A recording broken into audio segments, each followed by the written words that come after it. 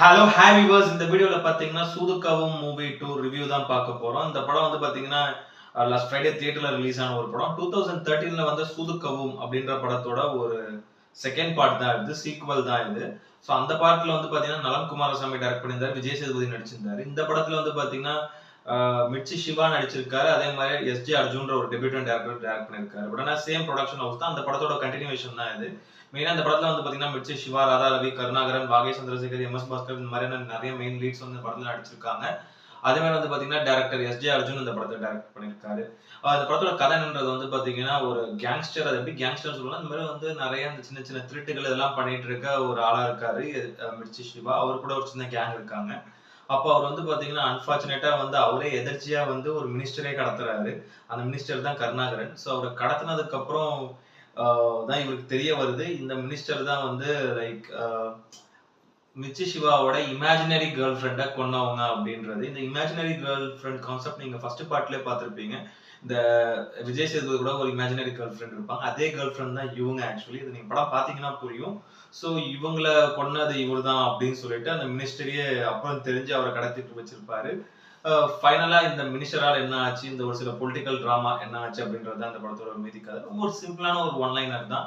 அந்த படத்தோட கண்டினியூவேஷன் தான் இது. மெயினா இதுல வந்து பாத்தீங்கன்னா மிர்ச்சி சிவா அவரோட ஆக்டிங் ஆஸ் யூசுவல், அவரோட அந்த ஒரு ஹியூமர், அவரோட அந்த ஒரு மேனரிசம், அவரோட அந்த ஒரு காமெடி சென்ஸ் அதெல்லாம் வந்து ரொம்ப நல்லாவே ஒர்க் அவுட் ஆயிருந்தது படத்துல. பெருசா படத்துல காமெடி சீன்ஸ்ன்னு அவருக்கு ஒரு ட்ராக் இல்லைனா கூட ஓரளவு அந்த படத்தோட சேர்ந்து ஓரளவு நல்லா ரொம்ப நல்லா நீட்டாவே நடிச்சிருந்தாரு மிர்ச்சி சிவா. ஒரு நல்ல கேரக்டர் தான் அவருக்கும். சூப்பரா பண்ணியிருந்தாரு அவரோட கேரக்டரும். லைக் நிறைய இடத்துல வந்து பாத்தீங்கன்னா அப்படியே அந்த ஒரு அந்த சூதுக்கவம்ல வர அந்த ஒரு விஜய் சேதுபதியோட அந்த ஒரு ரெசம்பிளன்ஸ் தெரிஞ்சது. பட் நல்லா நீட்டா நடிச்சிருந்தாரு அவர். அதே மாதிரி ராதா ரவி அதுல வந்து பாத்தீங்கன்னா ஒரு சீஃப் மினிஸ்டரா ஒரு ரோல் பண்ணியிருக்காரு. ஒரு பொலிட்டிஷியன் ரோல் தான் அவரும் நல்லா பண்ணியிருந்தாரு. மெயினா கருணாகரன் அவர் இந்த படத்துல வந்து பாத்தீங்கன்னா ஒரு செகண்ட் லீட் மாதிரி ஒரு முக்கியமான ஒரு கேரக்டர் பண்ணியிருக்காரு. ஒரு மினிஸ்டர் கேரக்டர். பட் அவரை சுத்தி தான் கதையே போகுது. ரொம்ப நல்லா நீட்டா நடிச்சிருந்தாரு படத்துல. ஒரு சில இடங்கள்ல அந்த காமெடி இதெல்லாம் வந்து ஹியூமர்லாம் அவர்கிட்ட ரொம்ப ஒர்க் அவுட் ஆயிருந்தது. நல்லா இருந்தது அவரோட ஆக்சுவலா வர ஒரு ரெண்டு சீன்ஸ் இன்னும் ரொம்பவே நல்லா இன்ட்ரெஸ்டிங்காகவும் இருந்தது. பட் ஒரு நல்ல ஒரு கேரக்டர் தான். அவரும் நல்லா நீட்டா நடிச்சிருந்தாங்க. ஏன்னா வாகை சந்திரசேகர் அவர்கள் வந்து ஒரு பொலிட்டிஷியனா ஒரு ரோல் பண்ணியிருக்காரு. ஒரு கட்சி தலைவரா அவரோட கேரக்டரும் ரொம்ப நல்லா இருந்தது. அதே மாதிரி எம் எஸ் பாஸ்கர் அவரும் இதுல வந்து ஒரு பொலிட்டிஷியனா ரோல் பண்ணியிருக்காரு. செம ஒரு ஃபன்னான ஒரு கேரக்டர் தான் அவர் கேரக்டர். ஸ்டார்டிங்ல பார்க்க ரொம்ப ஒரு மாதிரியான ஒரு கேரக்டரா தான் இருக்கும். பட் டுவர்ட்ஸ் அந்த ஒரு ப்ரீ கிளைமேக்ஸ்லாம் பாத்தீங்கன்னா ஒரு சீன் ஒன்று வரும், பொண்டாட்டி தருத்தின்னு ஓடுவாரு. அந்த சீன்லாம் செம ஃபன்னா இருக்கும். நல்லா ஒர்க் அவுட் ஆயிருந்தது அவரோட கேரக்டர். அவரோட அந்த ஒரு ஸ்டைல்ல அவர் பண்ற விஷயங்கள் அதெல்லாம் வந்து ரொம்ப நல்லா காமெடியாவே இருந்தது. மெயினா அருள்தாஸ் அவரும் அதுல ஒரு முக்கியமான ஒரு லீட் கேரக்டர் நடிச்சிருக்காரு. ஃபர்ஸ்ட் பார்ட்ல பார்த்திருப்பீங்க, ஒரு டேரக்டர் ஒருத்தர் வருவாரு. ஸோ அந்த மாதிரி தான். ஸோ அதே கேரக்டர் தான் இந்த படத்துலயும். இதுதான் சேம் கேரக்டர் தான் அவரு. ஸோ ரொம்ப நல்லா நீட்டா பண்ணியிருந்தாரு அவரோட கேரக்டரும். படத்துல நிறைய சீன்ஸ் வராரு இந்த படத்துல. ஸ்கிரீன் பிரசன்ஸ் அவருக்கு ரொம்ப நல்லா நீட்டாவே நடிச்சிருந்தாரு. அது மாதிரி யாக் ஜப்பி அவர் வந்து ஏசிபியா ஒரு ரோல் பண்ணியிருக்காரு. ஒரு காப் ரோல் தான். நல்லா இருந்தது அவரோட கேரக்டருமே நீட்டா. அதே மாதிரி அரிஷா அவங்க தான் இதுல வந்து இமேஜினரி கேர்ள் ஃப்ரெண்டா பண்ணியிருக்காங்க. ஏன்னா ஃபர்ஸ்ட் பார்ட்ல வந்து பாத்தீங்கன்னா சஞ்சனா ஷெட்டி பண்ணாங்க. இதுல வந்து அரிஷான்ற ஒரு பர்சன் தான் பண்ணியிருக்காங்க அந்த ஒரு இமேஜினரி கேர்ள் ஃப்ரெண்டா. பட் ஆனா ரெண்டு பேருமே ஒரே கேரக்டர் தான். நீங்க படம் பார்ட் 2 இந்த படம் பாத்தீங்கன்னா புரியும். அந்த பார்ட் 1ஓட வர சேம் கேரக்டர் தான். பட் ஹீரோயின் மட்டும் மாத்திட்டாங்க. நிறைய கேஸ்ட் அண்ட் க்ரூவே அப்படியே மாத்திட்டாங்க. பட் ஆனா இந்த படம் வந்து ஒரு கண்டினியூவேஷனான ஒரு படம் தான் அது.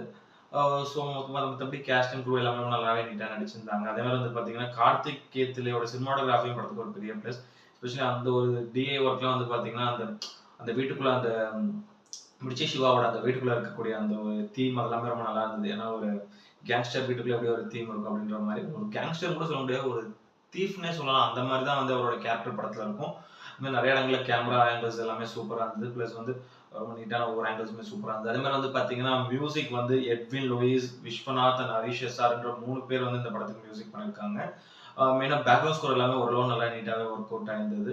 சாங்ஸ் அந்த அளவுக்கு எதுவும் படத்துல பெருசா இல்ல. இன்னும் கொஞ்சம் பெட்டரா சாங் பண்ணியிருக்கலாம். ஏன்னா இந்த மாதிரி படங்களுக்கு கொஞ்சம் ஒரு 2, 3 தீம் சாங் நல்லா கொடுத்திருந்தாங்கன்னா இன்னும் கொஞ்சம் இன்ட்ரெஸ்டிங்கா இருந்திருக்கும். ஏன்னா ஃபர்ஸ்ட் பார்ட்ல வந்து சந்தோஷ் நாராயணன் பயங்கரமா போட்டிருந்தாரு. ஸோ இந்த பார்ட்ல அந்த அளவுக்கு சாங்கும் மிஸ் ஆகுது, பேக்ரவுண்ட் ஸ்கோரும் மிஸ் ஆகுதுன்னு தான் நான் சொல்லுவேன். அதே மாதிரி வந்து இக்னாட்டியஸ் அஸ்வினோட எடிட்டிங் இந்த படத்துக்கு ஒரு பிளஸ்ஸா தான் பார்த்தேன். ஏன்னா ஒரு 2 மணி நேரம் 10 நிமிஷத்துக்குள்ள கிறிஸ்பா நீட்டா படத்தால எடிட் பண்ணியிருந்தாரு. என்னதான் கொஞ்சம் லேக் இருந்தாலுமே ஓரளவு ஆடியன்ஸ்க்கு புரியுற மாதிரி ரொம்ப நல்லா நீட் அண்ட் கிறிஸ்பா எடிட் பண்ணிதான். ஏன்னா வந்து இது வந்து பாத்தீங்கன்னா பார்ட் 1ல வர ஒரு சில சீனும் இதுல வரும். அதுல அப்படியே பார்ட் 1ல வர கேரக்டர்ஸும் வந்துட்டு போவாங்க. அந்த இடத்துல அவரோட எடிட்டிங் எல்லாமே சூப்பரா இருந்தது. மெயினா எஸ்ஜே அர்ஜுனோட டைரக்ஷன் வந்து பாத்தீங்கன்னா ஒரு பயங்கர ஹிட்டான ஒரு படத்தை 11 வருஷம் கழிச்சு அதுக்கான சீக்வல் எடுக்கிறாரு இவரு. பட் இவரு ஃபர்ஸ்ட் பார்ட்டை எடுக்கல. அப்படி இருக்கும்போது ஸோ இந்த பார்ட்ல இவர் வந்து என்னென்ன இன்ட்ரெஸ்டிங்கான எலிமெண்ட்ஸ் எல்லாம் போட முடியுமோ அதெல்லாம் அவர் போட்டிருக்கணும். பட் அவர் போடல. அதான் இந்த படத்தோட ஒரு மைனஸா நான் பார்த்தது. மெயினா வந்து ஒரு ஒரு பெரிய ஹிட்டான ஒரு கதை எடுக்கும் போது அதை பார்ட் 2 வேற ஒரு டேரக்டர் பண்ணாருன்னா அவர் வந்து கண்டிப்பா நிறைய ஸ்கிரிப்ட் ஒர்க் பண்ணணும். அது ஒரு பண்ணல அப்படின்னு தான் எனக்கு பட்டுது. ஏன்னா ஃபர்ஸ்ட் ஹாஃப்மே வந்து பாத்தீங்கன்னா ரொம்ப ஸ்லோவா தான் செல்ஃப் எடுத்தது. பட் அந்த அளவுக்கான ஒரு இன்ட்ரெஸ்டிங்கான ஒரு எலிமெண்ட்ஸ் படத்துக்குள்ள எதுவும் இல்ல. போற மாதிரி தான் லைட்டா படம் ஒரு ஹாஃப் அன் ஹவர் அப்படி கொஞ்சம் லைட்டா ஒரு இன்ட்ரெஸ்டிங்கா போய் தொடர மாதிரி இருக்கும். ஒரு 2 சீன்ஸ் கொஞ்சம் நல்லா இருக்கும்.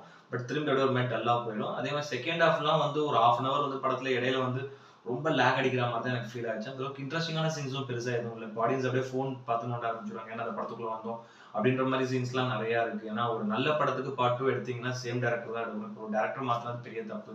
என்னதான் ப்ரொடக்ஷன் ஹவுஸ் வந்து சேம் ஹவுஸா இருந்தாலும் லைக் வந்து படத்துல ஒரு 2, 3 இடங்கள்ல வந்து ஒரு சில சீன்ஸ் வந்து நல்லா ஒர்க் அவுட் ஆயிருந்தது. நிறைய சீன்ஸ் நல்ல மெசேஜ் சொல்ற சீனா இருக்கட்டும், அட் சேம் டைம் ஒரு சில காமெடி சீன்ஸா இருக்கட்டும், 2, 3 சீன்ஸ் தான் ஒர்க் அவுட் ஆயிருந்தது. மோஸ்ட் ஆஃப் த சீன்ஸ் வந்து சுத்தமா அந்த படத்துக்கு ஒர்க் அவுட் ஆகல அப்படின்னு தான் நான் சொல்லுவேன். ரைட்டிங் ரொம்ப புவரா இருந்தது. அது வந்து நான் சொல்லி அவன் ஸ்கிரீன் பிளே ஃபர்ஸ்ட் ஹாஃப்மும் சரி, ஃபர்ஸ்ட் ஹாஃப் ஓரளவு கொண்டு போற மாதிரி இருந்து செகண்ட் ஹாஃப்லாம் இடையில ஒரு 30, 35 மினிட்ஸ் கிட்ட ரொம்ப நம்ம ஒரு தூங்க வைக்கிற அளவுக்கு ஸ்கிரீன் பிளே போயிடுச்சு. மெயினா கொஞ்சம் பெட்டராவே பண்ணியிருக்கலாம் அவரு. ஏன்னா அது ஃபர்ஸ்ட் பார்ட் வந்து நிறைய அந்த ஒரு காமெடி அந்த ஹியூமர்லாம் பயங்கரமா ஒர்க் அவுட் ஆகுது. இந்த படத்துல வந்து காமெடி சுத்தமா ஒர்க் அவுட் ஆகல. காமெடியே இல்ல. அதான் அந்த படத்துல ஒரு பெரிய மைனஸ்னு நான் சொல்லுவேன். ஒரு மெசேஜும் இல்ல, ஒரு காமெடியும் இல்ல, ஒரு இன்ட்ரெஸ்டிங்கான ஒரு ரைட்டிங் இல்லாத போது படம் மொத்தமா அந்த படம் காலியாகி போச்சு. நான் ஆக்சுவலி ட்ரைலர் பார்க்கும்போதே ஓகே ஒரு ஆவரேஜான ஒரு படமா தான் இருக்கும் அப்படின்ற ஒரு இதுல தான் இருந்தேன். ஏன்னா ஒரு பெரிய எக்ஸ்பெக்டேஷன் வரல. எனக்கு தெரிஞ்சு இந்த பார்ட் 2 இன்னும் கொஞ்சம் பெட்டரா வந்து டைரக்டர் என்ன மேபி நலன் குமாரசாமி வந்து எடுத்திருக்கலாம். பட் ஆனா இது ஒரு புது டைரக்டரை கொடுத்து இந்த ப்ரொடக்ஷன் ஹவுஸ் எடுக்க சொல்லியிருக்காங்க. பேர் மட்டும் சூது கவுன் 2ன்னு வச்சுட்டு பார்க்க போன ஆடியன்ஸ்க்கு நாக்கு தான் கவுது. அந்த மாதிரி வந்து சொதப்பி வச்சிருக்காருங்க. ரொம்ப ஒரு பெரிய டிசப்பாயின்மெண்ட் தான். ஓவராலா வந்து பார்த்தீங்கன்னா, ரொம்ப ரொம்ப ஒரு பிலோ ஆவரேஜான ஒரு வாட்ச் தான் அந்த படம் வந்து. ஸோ டைம் கிடைக்கும்போது வந்து ஓடிடில வந்துச்சுன்னா பாருங்க.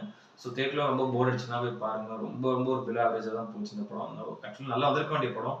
ஒரு ஒரு பெரிய ஃப்ரான்ச்சைஸ் இது இந்த இந்த படம் சூதுக்கவுன்னு வந்து பார்த்தீங்கன்னா, நான் சின்ன வயசுல ஒரு ஸ்கூல் படிக்கும்போது தியேட்டர்ல போய் பார்த்த ஒரு படம்.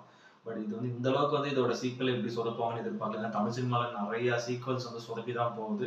பட் இந்த படம் அந்த மாதிரியா அந்த வரிசையில ஒண்ணு அப்படின்னு சொல்லுவேன். பார்ட் 2க்கு கிடைச்ச ஒரு சவால்கேடு அப்படின்னு நான் சொல்லுவேன். இந்த படத்தோட ரேட்டிங் வந்து பார்த்தீங்கன்னா, 10க்கு வந்து ஒரு 5 குடுப்பேன். அந்த அளவுக்கான ஒரு பிலோ ஆவரேஜான ஒரு படம் தான் அது. பாருங்க, என்ஜாய் பண்ணுங்க. இந்த வீடியோ பிடிச்சிருந்தா லைக் பண்ணுங்க, கமெண்ட் பண்ணுங்க, ஷேர் பண்ணுங்க, சேனல் சப்ஸ்கிரைப் பண்ணுங்க. இந்த வீடியோட லிங்க்கும் உங்க ஃப்ரெண்ட்ஸ் எல்லாருக்கும் ஷேர் பண்ணுங்க. வேற இன்னொரு நல்ல வீடியோல மீட் பண்ணலாம். Okay friends, thank you, by.